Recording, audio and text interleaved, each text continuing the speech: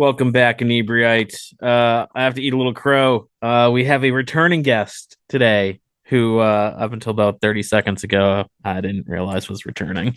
Brandon Gorski, welcome to the show, man. Thank you. Thank you for having me. So you were on the Beverly Comic Con episode where we had a bunch of different people on, which feels like it was decades ago. But Yeah. yeah, I'm not even sure when that was. That was quite a while. It was either in 2017 or 2018 because that was like I think the last time that there was a Beverly Comic Con. Yeah. Well, how Yeah. you been? Long time. I mean, just making books, keeping Yeah. busy. I think when we spoke last, I was doing like these like real like low budget, black and white, almost like throwaway issues of Legends of Lease, and have since like really transitioned to working in a digital way. Hmm. So it's able to revisit those pages, clean up pages, color them. So now I'm producing full color comics, and so excited to share them with folks. So it's been busy, Yeah. being It's busy. so amazing like how much has changed just in the last like 5 to 10 years with like self-publishing. And I mean even like t-shirts are so easy to just be like, oh, I need two. And you can just go and like get them online and you know. It comes in really handy, especially for doing shows and things like that. Like we just actually went through the process of doing bookmarks for the first time, which was actually really fun. They came out really good, like they're nice and like Oh, smooth cool. feeling, and it's double sided, so it's like they're nice like little freebies to give away with trade paperback releases, and really happy with the results of those. It's been really fun. Yeah, we had to go out and get stickers because Mhm. being bar brewery adjacent, you spend a lot of time and everyone has like the wall or the pole or whatever where everyone puts their stickers. So you're always trying to spread the word of who you are. So Legends of Lease was what you're working on then and now. But Yeah. you said you had a new one called The Expedition of Alice Clark that just came out. Yes, so I actually worked with one of my really close friends. He's the writer. His name is Corey. His last name's like you. And honestly, it's been 5 years of trying to finish this book. Of me even doubling back and redrawing complete issues and sequences so that the art remains consistent. And it's about this robot on a different planet, where humanity has migrated to from Earth to this new planet, and you're following this, basically this android as he's trying to figure out what happened to his creator and why he's alone. So it's a lot of like fun sequences with like memory loss, and piecing these bits back together, and really showing the humanity of this robot, in comparison to how far humanity has come since migrating from Earth, and what they're doing now, which is primarily like treasure hunting on this planet. So I really got to design the look and feel of that planet, and I mean the script was so killer, from my friend Corey. So I was so jazzed to do it. And even like really pushed for an alternate ending in the back of the trade. Once he told me what his original ending was, I needed to do it. So I had a blast working on that book. It was just so much fun. It's been a long time since I've been involved in the Comic Con scene, but I remember it seemed like the independent section kept like growing and growing, and there's so many different styles and types and just like really eclectic comics that everyone's putting out. I remember years ago, someone like stopped me and they were doing a comic about bird watching in Estonia. And I was just like, I mean, it was forever ago, but I remember what it was about. Amazing. Um, it, is are there still that many people trying to put out books? Is it kind of quieted down? Has it picked up where it's easier to put out merch? How do you break through kind of the noise to? It's an interesting time because I've tried to really steer away from bigger shows because it's definitely moved away from an artist and writer focus. It's primarily like celebrity heavy. Mhm. Um, so that's why I like when smaller shows that are really showcasing like the artwork and comics come up. Like like the Pages and Pints that's coming up. Like that's Pages and Pints, August 20th at Mayflower Brewery, 12 to 5. exactly the market that I'm trying to hit, Yeah. because it's, it gives me a chance to like actually talk with people about the work. I did Boston Kids Comic Con, which was like the first time I had participated in that. It's run by the folks that run Mice. Hmm. And it's just such a special show because there wasn't all of the distractions of everything else. So like I had kids that were able to come up and share sketchbooks with me and like ask for feedback and show me what they're working on and ask for tips. So it was like I don't really get that doing a bigger show or even like a busy Comic Con because there's just too much noise, too much going on. Um, but to I guess to answer your question is like I do see the same familiars like putting out books, which is Hmm. great to see that they're still doing it. I don't see as many like new pop-up stuff or like one-off things. I think because of obviously the price of printing these books, but also because it takes so much time to craft something and not knowing what people are going to gravitate towards. Um, but I'm always looking for like smaller shows like that. And if I do run into a creator I haven't met before, they have like a cool book, I'll pick it up and just try to keep in touch with them and see how they're doing. KidsCon especially has been great for that. There's been a couple of like creators that put out all ages books, which is what I'm trying to do as well, to just hit as many folks as I can in the market.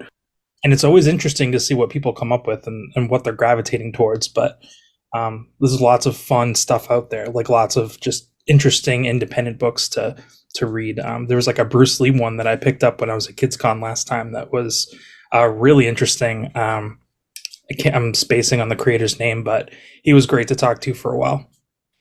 Yeah, and I mean that's it. It's you're kind of hitting the root of why we even have this podcast. Is like I just enjoy talking to creative people about creative things because A, they tend to be like really engaged and excited about what they're working on. And we, even if you're, whether you're creating a YouTube show or, a new recipe or a book or a song, we're kind of really similar in the way we think. And that kind of, it's more of a compulsion. Like we create because we enjoy the process. If we can get paid, awesome. You know, do you feel it like that, where it's just something that you kind of, even if no one saw it, you would still do it? Yeah, and that was kind of like we were struggling for a bit with, we were trying to become this like incorporated publishing company. And there's just like a lot of pitfalls with in terms of money and in terms of like how we were going to advertise, how we were going to do all of these things. And then like obviously people's commitments, they have life changes, they have children, they all sorts of things. And I really like just tried to keep reiterating to the two partners at the time of like I'm gonna do this regardless. Like regardless if we are, marketing and spending all this money on doing something, like I'm gonna keep making comics just because that's what I want to do. Like I've had these stories like written for a while and like they're characters that I want to spend time with and that I'm interested in about. So like even if it's not, you know, being option for some sort of Netflix show or whatever. Like it's just like I like physically holding the book and knowing it's done, it's here, and I can revisit it. I can dive in whenever I want, or I can extend it. I can put a cap in it for now. It's like that amount of control and being able to just play in that world. Like there's nothing like it. It's like you feel like you're drunk. It's just it Yeah, like takes over you. You know. it is. It is a great feeling when something's done and done well. I mean, we've all done stuff where we're like, "Ugh, I don't know, that wasn't awesome," but just when everything comes together and it's we run so many events now that those are my little creations, like every event. And when it's a sellout crowd at a comedy show or one of our markets that everyone's doing phenomenal and all the vendors are in good mood and having drinks and it's a beautiful day out, and then you're just like, yeah, this is why I do this weird endorphin rush that I'm after. But it does put me in a weird position where people will like you'll meet new people at at a bar having a beer or just party, whatever, and you get into that like, what do you do conversation, and like I'm like it's such a hard thing to describe, and they always kind of get the same like, oh cool, kind of they're not sure. The I feel like there's been a big change in the comic book world in the past 20 years. When you tell people that you create comics, is there weirdness? Are they kind of like excited to hear about it?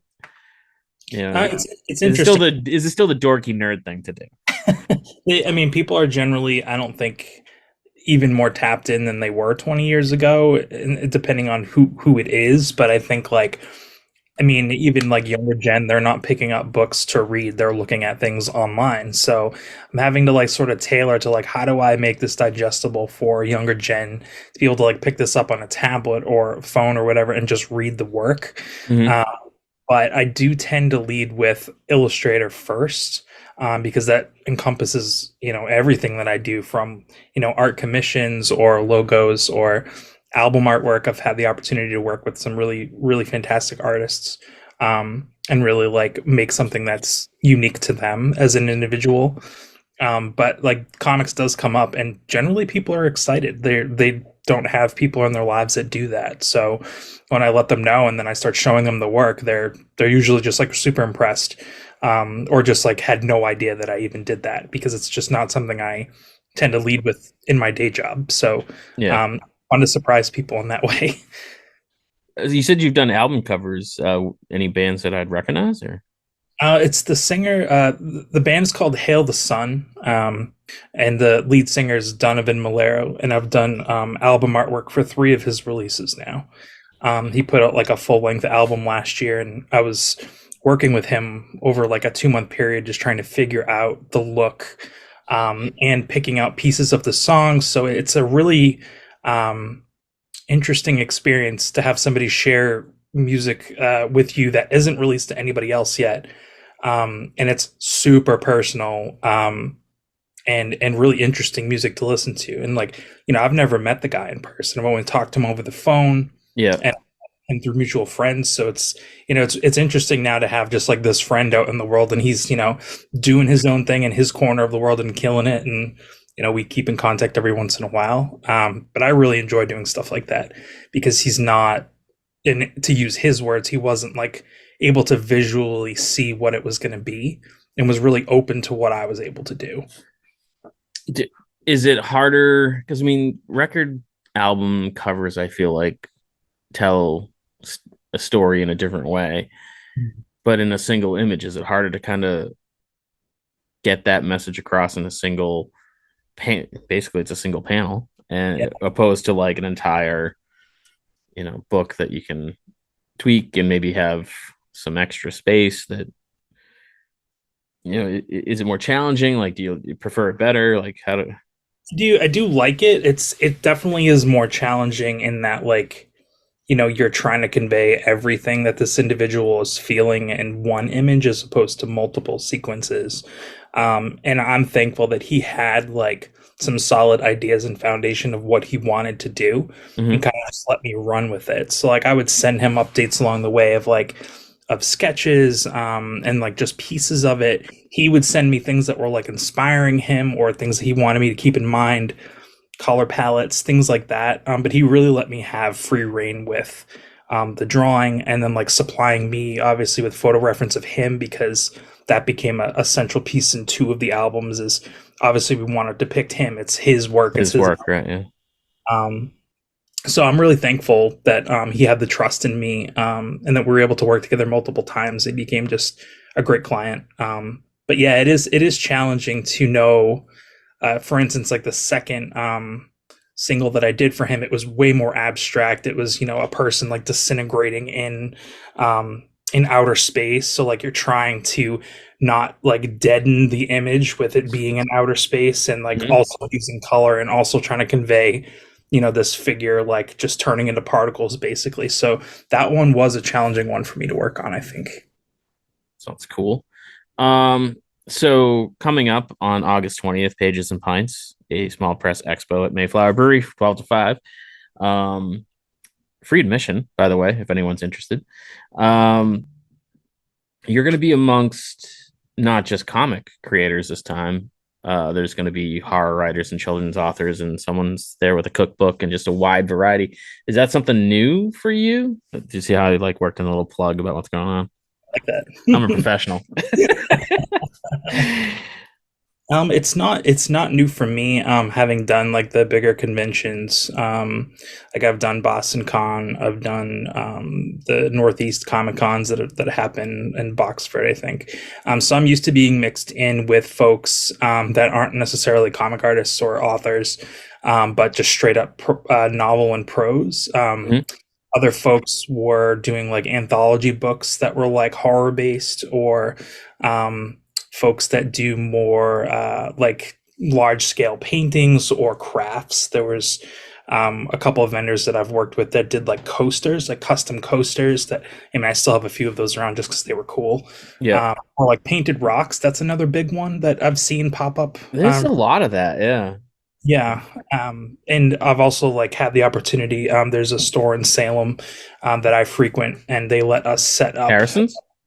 It's actually not Harrison's. Oh, It's okay. Silver Moon Comics. They're in I the don't East know. Mall over there, and always in October they host a bunch of artists for the month.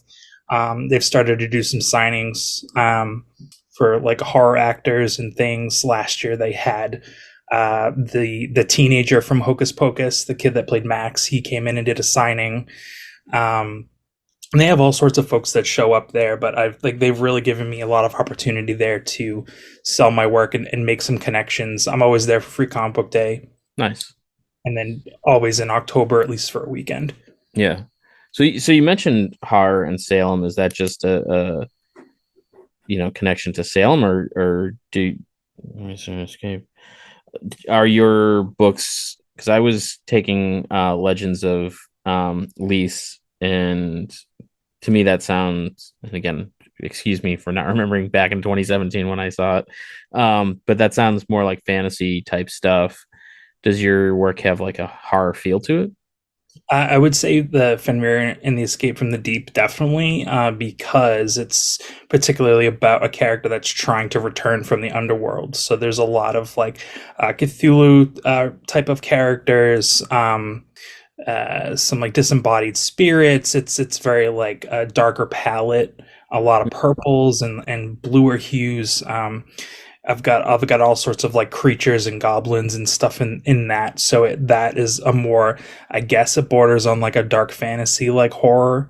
There's some like transformative aspects to characters in that. Yeah, that's the one that I think I've gotten closest to with horror, but I do have a few short like horror comics written that I want to do as part of an anthology. Just haven't got there yet. Yeah. I found it interesting that you were describing the story in um basically your color palette.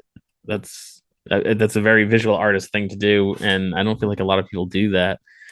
And I always, we've all we're nerds. We've all watched making of Star Wars, and I always thought that was a really interesting thing that George Lucas did. Like every location had a very specific color palette.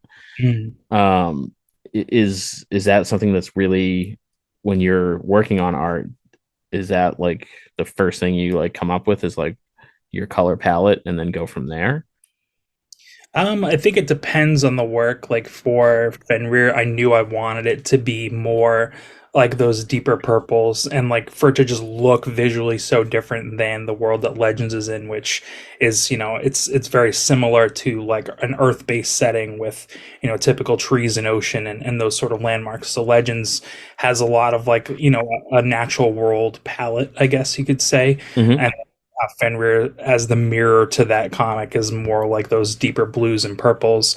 And then for Atlas, we had like very specific orange in mind for Atlas because it becomes the his power conduit that keeps him functioning, as well as the lenses for his eyes are orange. So there's a lot of like this play with, sometimes you just see his lenses coming through like a dark corridor before the rest of him.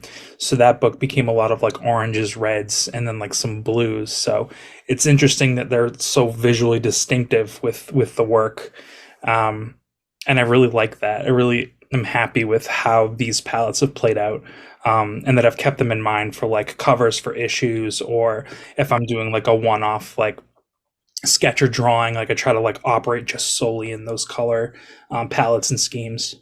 That's interesting. And sitting here thinking, I'm like, yeah, I've never sat and been like, this is the color palette I want to work in. Usually I draw it, and then like my drawing dictates what colors I want to use. I've been working to loosen up over the years. I've always been very rigid and hard on myself, trying to get things as photorealistic as possible and failing. I mean, it's not a photorealistic person, but so then I'm like, all right, so I need to give up control. I need to work in things that take that control. Like, oh, give me an excuse to not have that control. Let's try ink washes, that kind of thing.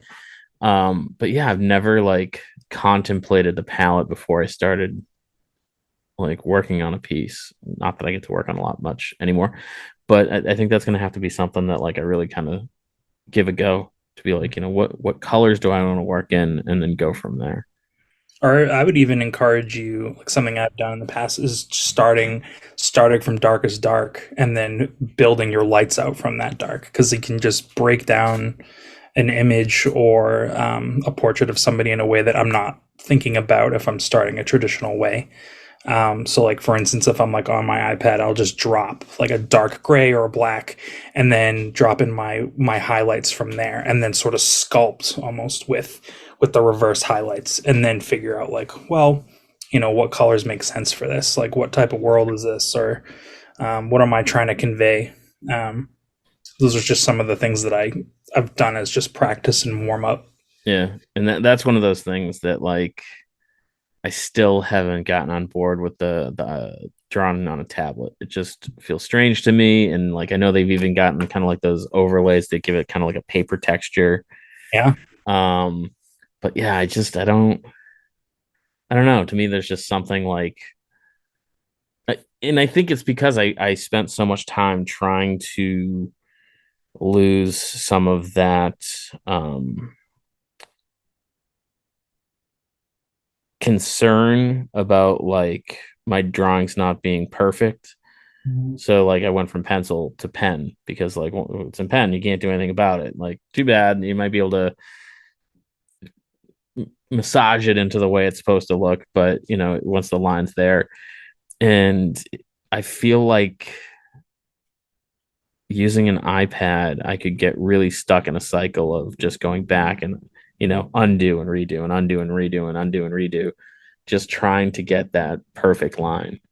It's kind of crushing when I'm doing something like not on an iPad and I'm at a show, right? Like I'm doing a commission or like a custom cover or something, and I know like this is my one thing. Yeah.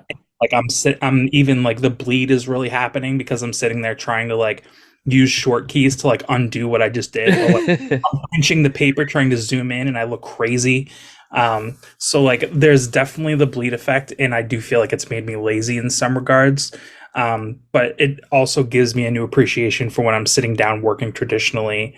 And I'm now picking up tools that I wasn't using before, like Prisma colored pencils, and like blending with those, layering those with markers. So like I'm using different tools, which I'm thankful that I don't know if I would have got there without working on the iPad and like understanding like that colors are just so vibrant on a screen like that, and like trying to translate that into a traditional sense of my work. Whereas before I was just using like watercolors or little touches of gouache, so I'd have like these pops of color, but nothing as like gut punching color as I wanted in some of Yeah. my work. And I feel like I'm hitting that to a degree with like the colored pencil marker combo. I So used to when do a ton of that.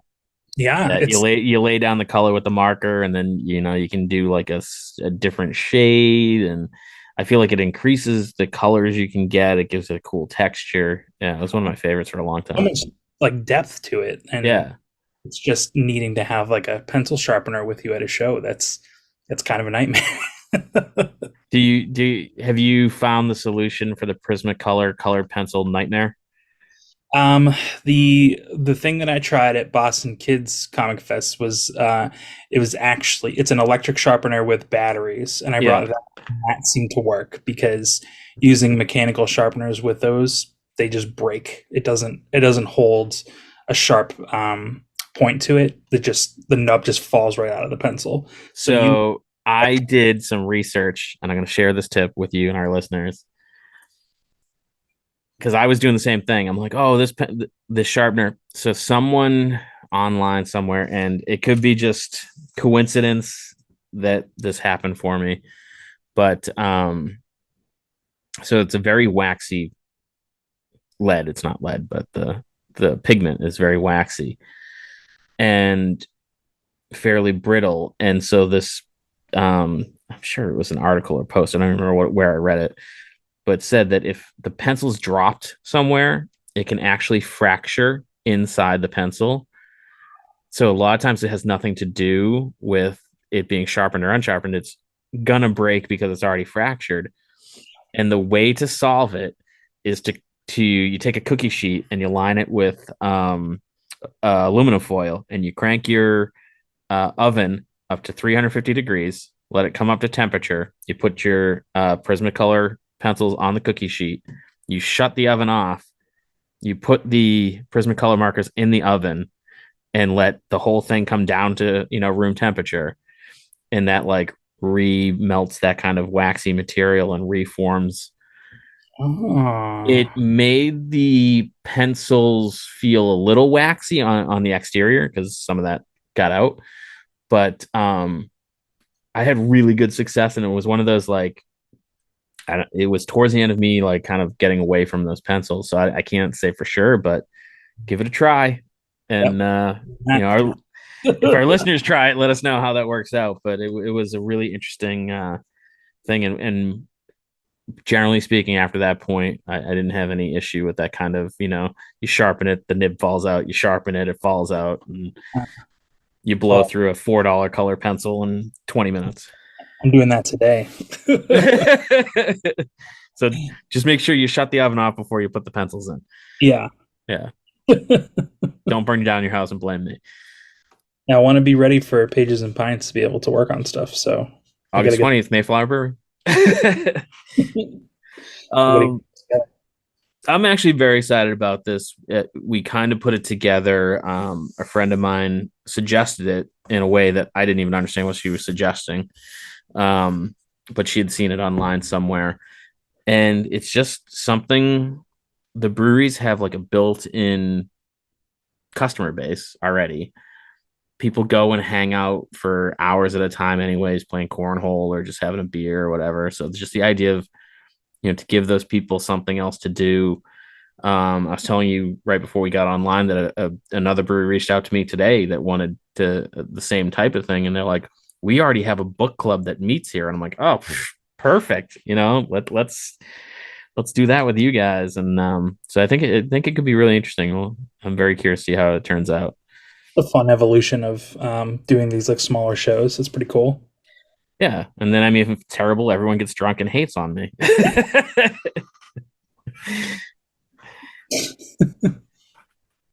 um, so I mean, you got it's the Expedition of Alice Clark, right? Yep. That's the one that just came out. Um, what is next? Like, are you working on something currently that you can talk about? Yes. So right now I'm actually into the third volume of Legends of Lease. I'm trying to wrap up the last issue of that. I've got like another 10 pages or so to go, and it's really focused on like the lineage and more siblings in the world that I've created, and it's also me sort of dipping my toe into like into some sort of like political strife that's going on in the world. And so that's been interesting to have like these parallel storylines about siblings that are on strange terms, some meeting for the first time and then others trying to escape each other. So I'm working on that. It's definitely like one of the longest books that I've done. It's 5 issues collected in the trade. and it'll probably be somewhere around like 170 page. It's a pretty sizable graphic novel.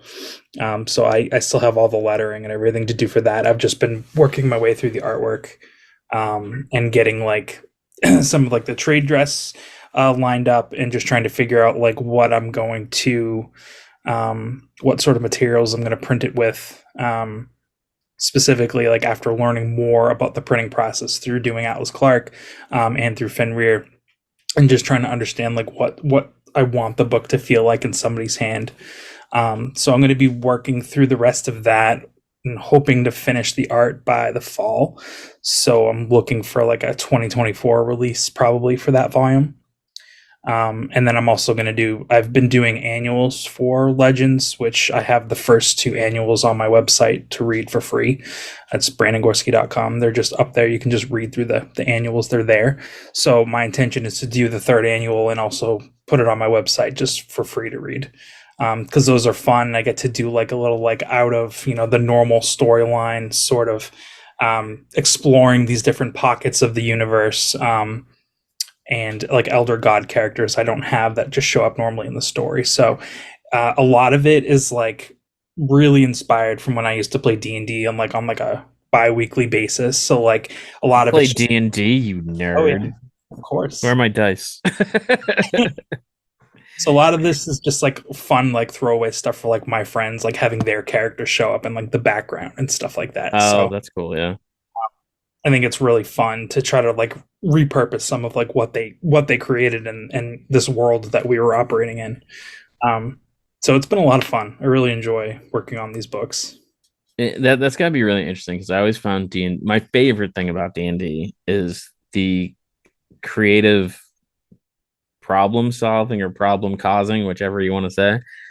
That because no matter how you have it planned out, the players are always going to come up with just some of the weirdest solutions that you're like that I like that how did you come up with that? And then a good dice roll and you're like, oh, great, that worked apparently. And Someone's it taking a swing at an NPC for no reason. yep. Tons of Or that. I always find like you have like the big, not necessarily the big bad evil guy, but like that kind of, I always call him the district manager level. Uh and you spend like time planning out the battle, and then because they do something just so weird and off the wall that like completely handcuffs the guy, that you're just like, well, that's over.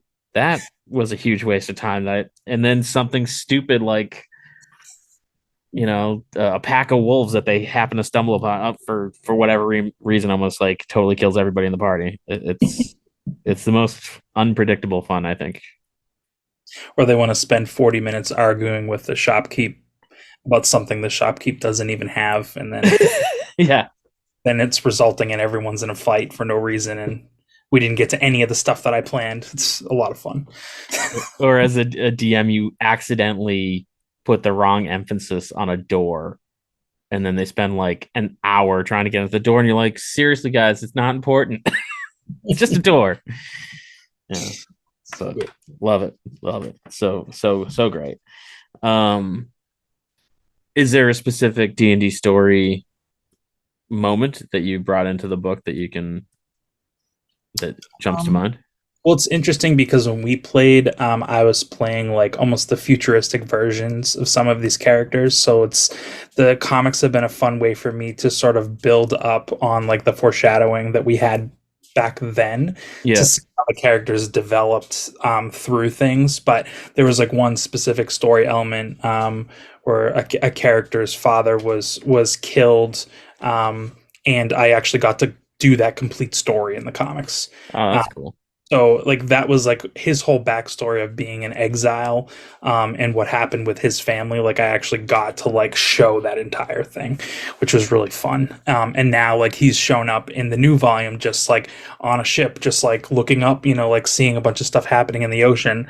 And I haven't even like done anything else with him, but for me it's satisfying because I know who he is and where he's coming from. So um, yeah, I just have so much fun with it. That's cool. Um, with the dawn of Twitch and TikTok and YouTube and all the things that everyone is using to kind of like make noise and get noticed. Are are you using those in some way to promote a comic book? Do you feel the need to, or are you just like, I'm gonna do the old fashioned shaking hands at a con kind of way? Something I've started as of like the beginning of this year. I like redid my entire site and started doing just monthly updates where I give like, small nuggets of like, I worked on these commissions for this person, or this is where I'm at with this book, and use that as my way to just sort of like free write and get the word out there. The last two that I've done for July and August have actually been on YouTube. Like I have like some minimal experience with like some video editing, and just quickly made these videos where normally I was typing them out in a full thing. Yeah. But I'm finding I have more engagement if I'm creating a video where I'm just talking about the same stuff that I would have written, but with the intention of filtering everything back to my site to, read the free books, or just to check out what I've got on offer for sale, or what the latest news is, or if I have a new shirt or something like that. So that's really the only thing I've really, dipped my toe in, is with YouTube, just because it's so universal. It's easy to share stuff, but the idea of creating another like social media account just to do like quick clip videos is like just something I don't have the capacity for. You're preaching to the choir. I am literally farming ours out to my youngest, who informed me that our TikTok is quote trash, and I'm like, all right, fine, you do it. Um, so, but I mean, it's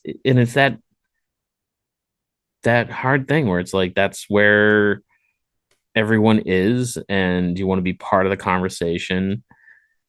But I don't have time to learn something new, man. Like I'm busy. I don't want to. Like I'd rather just be making the books than like using another app. It's like Yeah. the whole point is for me to just be able to make the things I want to make. Right. Yeah. Or I go on to be like, all right, let me see like what similar TikTok videos are out there to like how I want to frame those. And then next thing I know, like 3 hours have passed. I'm like, cool. Not only did I not learn anything, I just wasted 3 hours watching bail enforcement people arrest people. I don't know why. I don't know why that's what the algorithm shows me, or why I actually want to watch it. But Mine is the two brothers that are just like fake wrestling in a pool, like with old like wrestling commentary over it. It's just endlessly entertaining to just watch these two just do crazy shit. It's so fun. yeah, I am unfamiliar with that. Yeah. Hilarious. Yeah.